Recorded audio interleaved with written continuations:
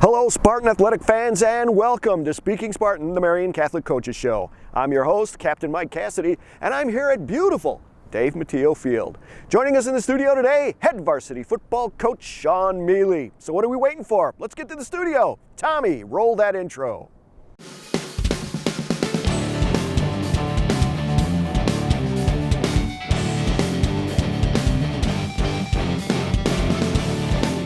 Ladies and gentlemen, welcome to MCN Studios, where we're bringing you Speaking Spartan, the Marian Catholic Coaches Show with our guest, head coach Sean Mealy. Coach, glad to have you on the show. Thanks, Michael. Thanks for having me. Coach, for the people who are new to the show and new to Marian, could you give us a little background on yourself? Sure. My name is Sean Mealy. I've been a head coach for 13 years. This is my 13th year, actually, this current year that's coming up right now. I was the head coach at St. Lawrence High School. I was the head coach at Marist High School for 11 years.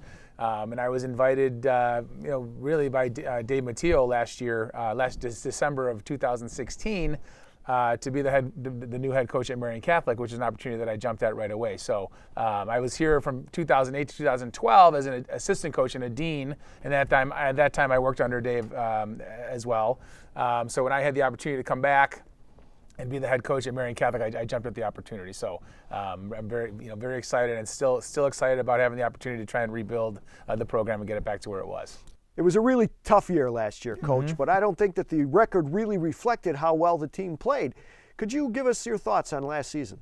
Sure. I think anytime you have a new coach and a new system and you're doing a lot of different things, and I think it's a feeling out period for me, and it's a feeling out period for them as well. Whether we're putting in a new system offensively or we're doing some different things defensively, it's all about kind of how they react to some of the things you do to try to get them motivated. And I thought for the most part, they responded to what myself and the rest of the coaches were trying to do. Whether that reflected in wins and losses, I don't think it really did. But there's some things that we improved upon as the season went on in terms of running the football or offensively or playing better defense. Things that we did that can't be measured by wins and losses, but are things that we're able to build on as we move forward to this season. Yeah, I agree. I really thought, since I was out at most of the games doing a lot of video work for you guys, I saw a lot of intensity out on the players out there, and I thought it was really good. It was something that I knew you would use to both motivate and Sure. to let the players know they were doing a really great job out there. So yeah, absolutely. I think once we get ourselves in a position to kind of mold the program how you want it, and that goes for coaches and it goes for kids. It really helps us move forward, and I think as quickly as last year, as they kind of caught on to what it is that we wanted to do, not necessarily even offensively and defensively, but from a cultural aspect about kids being held accountable for what they're doing, and whether it's showing up for weightlifting or showing up in the summer or something as minute as getting their physicals done on time, so we don't have anybody miss practice. Things like that, which they're being held responsible for, are things that they're doing well and getting done this year after kind of having their run through last year. we'll be back after this message from a proud supporter of Marian Catholic.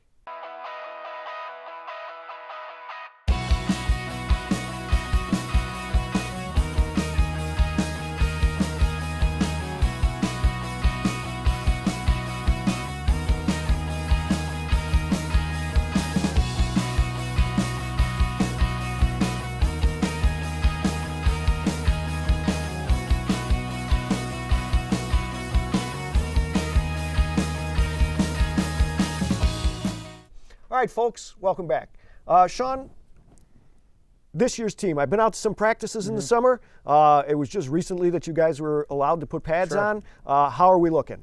We're looking great. I really do. I mean, one thing that I'm going to say we did differently this year than last year, but having a year under your belt as a head coach, you kind of have the kids kind of understand what makes you tick and what kind of sets you off a little bit and what makes you happy and whatnot. But we've had a really good camp, and I guess to that effect, we've really worked these kids this year. Not that we didn't work last year, but I made it a point this year to make sure that we're in the best physical shape we can be. So camp has been hard, I guess, to answer your question. Camp has been difficult. And it hasn't been anything that, I don't think there's any kids after practice that are, going home and looking to see what their friends are doing that night. We've really worked them hard, whether it's just through the hitting or whether it's through conditioning or whatever the case may be. And we started every practice off with a 1.5 mile run. We put them in a position where they felt tired, but it was a kind of a good tired. Like I remember telling them on several occasions after practice, this is how you should feel after a practice. You should feel completely exhausted. Sure. You should feel like you're spent. And if that's not how you feel, then I'm not doing my job. Because the idea is to get Friday nights, to be easy then, because you work so hard during camp. So I like the way they're working a lot. I think a lot of these guys have kind of figured out, the light switch has gone on about how hard they need to work to be successful. I think a lot of them are sick and tired of losing. Definitely. And I think they want to change that culture of losing. Yep. The only way you do that is by winning. So there's nothing else you can do besides that. So I like the way we're working. I like the way we've responded to some of the things we're doing offensively and defensively. But I'm excited to see these guys compete. I think at this point of the season, although it's early, I think they get sick and tired of hitting each other. Yep. They've been doing that for the last 3 weeks. I think they want to see a different color uniform or a different color helmet across from them. As far as their work ethic and their preparation, it's been everything and anything I've asked of them, they have done, and that's been a really exciting thing to see.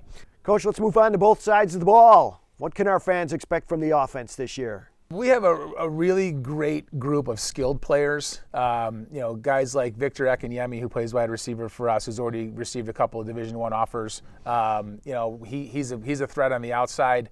On the inside, I've got some really solid running backs. Carlos Jones is a sophomore who's just really, and I don't use this term often. He's an electrifying, special player as a sophomore. Just does everything we ask him to do. When he gets out in space, he is fun to watch. A couple of other of our running backs. Jordan Rogers is going to play the fullback position for us. Big, powerful kid. Squats over 400 pounds. Really does a lot of good things for us in the offense. Another one of our running backs is Eddie L., who also plays receiver as well. Again, a lot of kids who are really good in space with really good hands.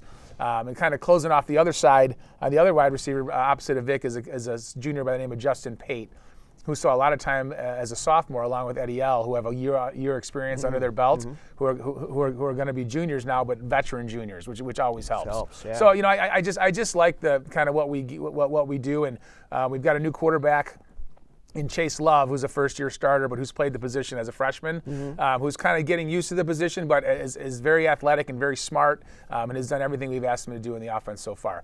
Our offensive line has been working hard. There's still a few things we need to kind of shore up from there, but I think once we kind of fit the pieces together of those five guys, I really like our chances on offense to score some points and to do some good things. Yeah, I would imagine that the continuity of the offensive line at a high school level is a little difficult because players are coming and going with such frequency. So I think if you can get some stability there, bringing some sophomores and juniors in, that by the time they get to be seniors, we're going to have a pretty powerful offensive line. Yeah, absolutely. I mean, we're probably going to start 2 sophomores this year on the line. So along with a senior and 2 other juniors. So I think next year, this year, I think these kids are going to be learning. If they wouldn't be starting if they weren't talented. So there's some talent there. Sure. I think it's just the ins and outs of getting used to playing at the varsity level, playing against kids who are going to be 2 years older than them, right. two more years that they ever had in the weight room, 2 more years of experience. So they're going to be a little bit of trial by fire, but I'm excited about what they can do this year and what the future holds for them.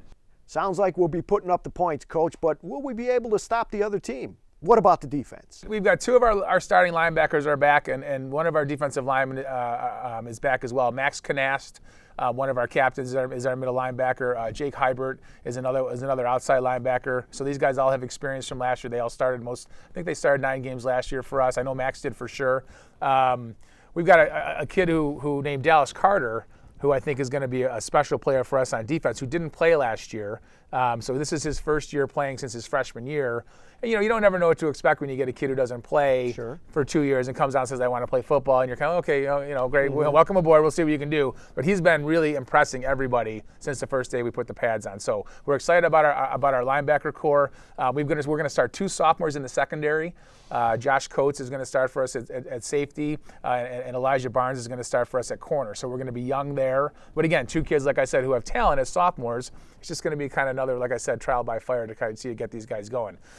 Defensive line wise, Jimmy Klozinski is back at defensive end, and we're starting 3 new guys on the defensive line. So that's going to be an interesting couple weeks as we move into the meat of our season, really, to see how those guys develop. We're going to rotate a lot of guys at defensive tackle as well.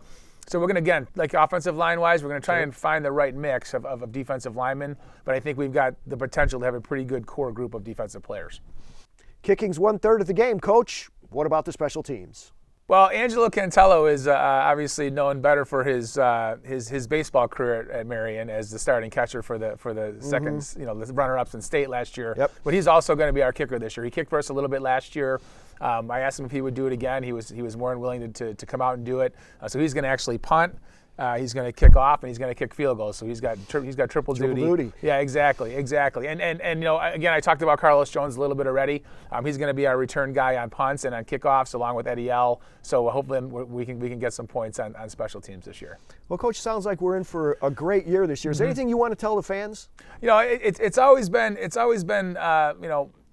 kind of my philosophy or my theory that the more support we get, the better our kids play. I mean, obviously we don't need 1,000 people in the stands to play well, but it's just a kind of an adrenaline thing. Sure. It's kind of an excitement thing. When the stands are full, it's our kids feel like they're wanted and supported. Yep. As opposed to it not being full. So any type of support you can give to the kids, we really appreciate, and we always look forward to seeing a great crowd on Friday nights. All right, Coach, it's great having you on this show. Thank you, I appreciate it. Ladies and gentlemen, head coach Sean Mealy, come out Friday nights. We're always out there. We're always having a good time, and we can always use your support. Thanks for watching Speaking Spartan, the Marion Catholic Coaches Show, and we'll see you next time.